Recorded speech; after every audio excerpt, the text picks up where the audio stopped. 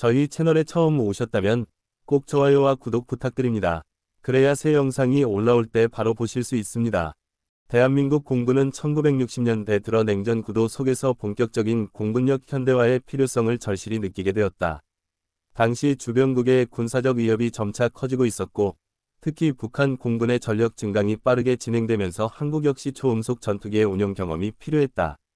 이러한 상황에서 미군은 군사 원조와 방위 협력의 일환으로 F-101 보두 전투기를 제한적으로 제공하였다.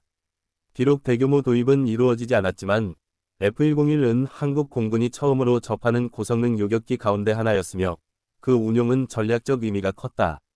보두는 마하 1.7에 달하는 속도와 장거리 요격 능력을 갖추고 있어 조종사들에게 새로운 비행 감각과 전술적 훈련 기회를 제공하였다. 특히 기존의 주력으로 사용되던 F-86 세이버와 비교했을 때 훨씬 발전된 항공 전자장비와 무장 체계를 갖추고 있었기 때문에 조종사들은 첨단 기술을 실제로 체험하며 초음속 시대에 필요한 감각을 익힐 수 있었다. 결국 F-101의 운용은 단순한 전력 보강을 넘어 이후 F-4 팬텀2와 같은 차세대 전투기를 원활히 도입하고 운용할 수 있는 토대를 마련한 중요한 경험이 되었으며 대한민국 공군의 성장 과정에서 빼놓을 수 없는 의미를 지닌다. F-101 보두는 대한민국 공군에서 본격적인 공격 임무보다는 주로 요격과 방공 훈련을 위해 활용되었다. 냉전 시기 한반도는 군사적으로 매우 긴장된 지역이었기 때문에 공중에서의 방어 능력을 강화하는 것은 무엇보다 중요한 과제였다. 보두는 빠른 속도와 장거리 작전 능력을 바탕으로 적 항공기가 한반도 영공에 접근할 경우 신속히 요격할 수 있는 전력을 제공하였다. 특히 당시 한국 공군이 보유한 다른 전투기들에 비해 우수한 항공전자 장비와 레이더 시스템을 갖추고 있었기 때문에 실제 전투 상황뿐만 아니라 모의 훈련에서도 탁월한 성과를 보였다. 이를 통해 조종사들은 고속 요격 전술, 전천 후 방공 작전, 레이더 유도 요격 훈련 등 다양한 경험을 쌓을 수 있었으며 이는 곧 한국 공군의 전술적 기반을 넓히는 데 크게 기여하였다. 또한 F-101 보두를 통한 방공훈련은 단순히 기술적 숙련도를 높이는 것에 그치지 않고 공군 조직 전반의 작전 교리 발전에도 중요한 역할을 하였다. 비록 실전 배치는 제한적이었지만 보두의 임무 수행 경험은 이후 더 강력한 전투기 전력 도입과 방공체계 발전의 결정적인 발판이 되었으며 한국 공군이 현대적 공군력으로 성장하는 데 큰 의미를 남겼다. F-101 보두는 대한민국 공군이 경험한 전투기 가운데 기술적으로 매우 앞선 기종이었다. 이 전투기는 최대 속도가 마하 1.7에 달하여 기존에 사용되던 F-86 세이버나 F-84 썬더제트와 비교할 수 없을 정도로 뛰어난 기동성을 자랑했다. 특히 고고도와 장거리 작전에서 우수한 성능을 발휘했으며 이는 당시 한국 공군이 직면한 방공 임무 수행에 중요한 장점으로 작용했다. 보두에는 장거리 요격 레이더가 탑재되어 있었는데 이는 조종사가 육안에만 의존하지 않고 원거리의 적 항공기를 탐지하고 추적할 수 있도록 도와주었다. 이러한 기술은 한국 조종사들에게 당시로서는 매우 낯설고 혁신적인 경험을 제공하였다. 무장면에서도 보두는 공대공 전투에 특화된 구성을 갖추고 있었다. AIM-4 팔콘 미사일과 AIM-9 사이드와인더 미사일을 장착할 수 있었으며 이는 단순히 기총에 의존하던 이전 세대 전투기들과 뚜렷한 차별성을 보여주었다. 이러한 첨단 무장 체계 덕분에 F-101은 효과적인 요격 플랫폼으로 운용될 수 있었고 한국 공군은 이를 통해 초음속 시대에 필요한 전술적 감각과 무기 시스템 운용 능력을 배울 수 있었다.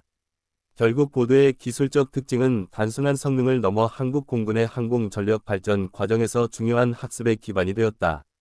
F-101 보두는 대한민국 공군 조종사들에게 기존 F-86 세이버와는 차원이 다른 훈련 환경을 제공하였다. 세이버가 기본적인 제트 전투기 조종 능력에 초점을 맞췄다면 보두는 훨씬 복잡한 항전 장비와 고속 비행 특성을 갖추고 있어 조종사들이 새로운 기술을 익히는 데 도전 의식을 불러일으켰다. 특히 장거리 요격 레이더와 공대공 미사일 운용 훈련은 단순한 기총 사격 중심의 전술에서 벗어나 전자장비 의존도가 높은 현대적 전투 개념을 체험하게 했다. 조종사들은 초음속 비행 중 발생하는 기체 제어 문제, 고고도 작전 시 산소 공급 및 생리적 한계 극복 등 다양한 요소를 학습해야 했으며 이는 그들의 전투 준비 태세를 한층 강화시켰다. 또한 보두의 고속 성능은 짧은 시간 안에 판단과 조작을 요구했기 때문에 조종사들의 상황인식 능력과 반응 속도를 크게 향상시키는 효과를 가져왔다. 이러한 훈련 경험은 단순히 특정 기종 운용 능력에 머무르지 않고 후속으로 도입된 F-4 팬텀2와 같은 복잡한 초음속 전투기를 효과적으로 운용할 수 있는 기반을 마련했다. 따라서 F-101 보드는 한국 공군 조종사들이 새로운 시대의 전술적 감각과 첨단 항공 기술을 체득하는 중요한 훈련 플랫폼이었다. F-101 보드는 대한민국 공군에서 일정한 성과를 거두었으나 여러 가지 한계로 인해 장기간 운용되지는 못했다. 우선 이 기체는 도입 당시 이미 미국 공군에서도 점차 퇴역 수순을 밟고 있던 구형 기종이었기 때문에 한국에 제공된 기체들 역시 상당히 노후화된 상태였다. 이로 인해 정비와 유지 관리에 많은 비용과 시간이 소요되었으며 부품 수급 또한 원활하지 않았다. 또한 보드는 당시 한국의 정비 능력과 기술 수준에 비해 지나치게 복잡한 항전 장비를 탑재하고 있었기 때문에 안정적인 운용에 어려움이 많았다. 고속 성능은 뛰어났지만 기체 구조적으로 연료 소모가 심하고 작전 효율이 낮아 실제로는 제한적인 역할에 머물 수밖에 없었다. 결국 이러한 문제들은 한국 공군이 더 현대적이고 다목적 성능을 지닌 전투기를 필요로 한다는 점을 분명히 보여주었다. 그 결과 보드는 비교적 짧은 운용 기간을 거친 후 곧바로 F4 팬텀 2로 교체되었다. 팬텀은 뛰어난 성능과 다목적 운용 능력을 갖추어 한국 공군의 주력기로 자리 잡았으며 보드는 짧은 경험만 남긴 채 역사 속으로 물러났다. 그러나 이 제한적 운용 경험은 한국이 차세대 전투기 전력으로 나아가는 데 중요한 교훈이 되었다. F-101 보드는 대한민국 공군 역사에서 단순히 짧은 기간 운용된 전투기가 아니라 초음속 전투기 체계로 나아가는 과정에서 중요한 이정표로 평가된다. 보드는 한국 공군이 기존의 아음속 전투기에서 벗어나 고속, 장거리, 그리고 첨단 항전 장비를 갖춘 기체를 경험하게 한 최초의 기종 가운데 하나였다. 이를 통해 한국은 단순히 제공권 유지 수준을 넘어 현대적 방공 작전과 요격 전술을 직접 체득할 수 있었다. 비록 유지비와 기체 노후화 문제로 인해 그 운용 기간은 짧았지만 보드는 공군 전력 발전의 방향성을 제시하는 역할을 하였다. 특히 조종사와 정비 인력은 이 기체를 통해 초음속 비행 특성과 첨단 전자장비 운용, 미사일 전투 개념 등 당시로서는 혁신적인 분야를 경험하였다. 이는 이후 F4 팬텀 2와 같은 차세대 초음속 전투기를 원활하게 도입하고 적응할 수 있는 밑거름이 되었다.